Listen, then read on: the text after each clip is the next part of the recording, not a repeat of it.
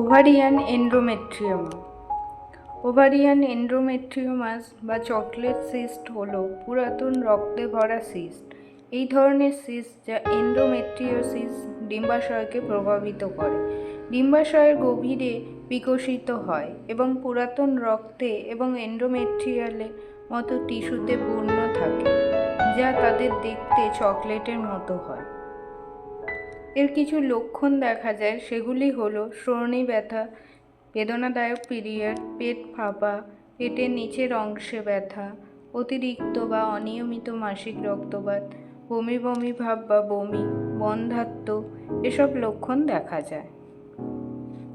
এর ঝুঁকির কারণগুলি হলো বয়স, পারিবারিক ইতিহাস, ফ্যালোপিয়ান টিউবের অস্বাভাবিকতা, মূত্রাশয়ের সমস্যা, কোষ্ঠকাঠিন্য, ডিম্বাশয়ের ক্যান্সার, বন্ধ্যাত্ব, এরকম অনেক কারণ দেখা যায়।